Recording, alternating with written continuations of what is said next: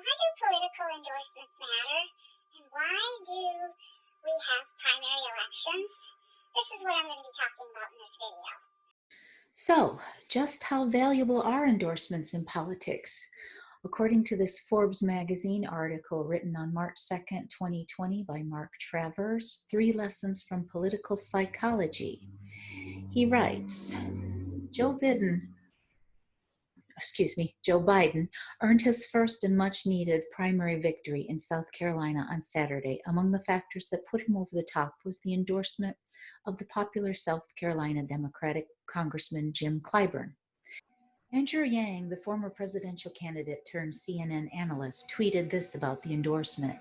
I have never seen an endorsement have as big an impact as Jim Clyburn's endorsement of Joe Biden in South Carolina. 47% of South Carolina voters said it was either the most important factor in their vote or an important factor. That is enormous. But what does science have to say about the value of political endorsements? Do they matter as much as we think they do? This person says the emphatic answer is it depends. Lesson 1. Endorsements act as a mental shortcut to help voters make sense of a candidate's policies and positions. Lesson 2. In rare cases, celebrity endorsements can be highly valuable. Lesson number 3. Endorsements matter, but they matter less than politicians think. While endorsements from someone of the stature of a Jim Clyburn in South Carolina or an Oprah Winfrey in Illinois and nationally can tip the scales of an election, most endorsements mean very little in the grand scheme of things.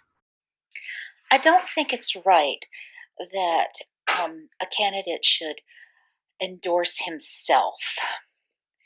Endorsements are for other people to say, hey, I support you, not for a person to say, hey, I support myself. Hello, I'm your New York State representative, and I do not endorse this message.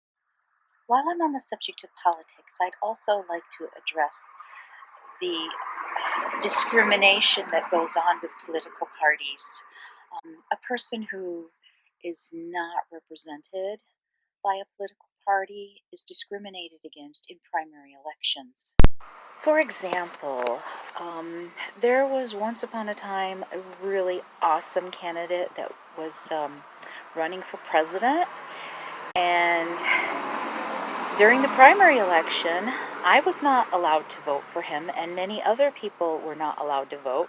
People who were part of the Green Party, people who were part of the Liberal Party, the Conservative Party, any party that wasn't Democrat or Republican could not vote for this person. So by the time that they were done with their primary elections, he was voted out of the process, and we could not vote for him.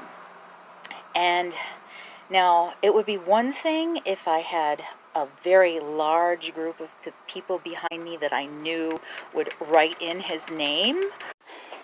You do have the right to write in a candidate that's not on the list. So if there is a candidate that is voted out of the primary election and you thought that that was a valid candidate, that was someone you wanted to vote for and they're no longer on the list, you can still write that person in. You can use that right that you have, your voting right, to write a candidate into office.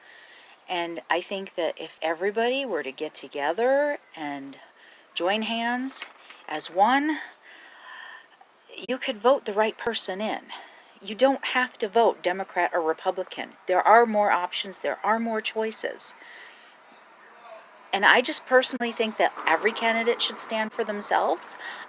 I believe that political parties should be eliminated, and I believe that every candidate who wishes to run for office we should have a website where everybody lists their beliefs, their values, what they will do for the country, and then just rather than go to your local voting place, you would just go online and you would choose your candidate based on whether or not you agree with how they would run the country, and just no political parties, just every person, just their beliefs and what they stand for.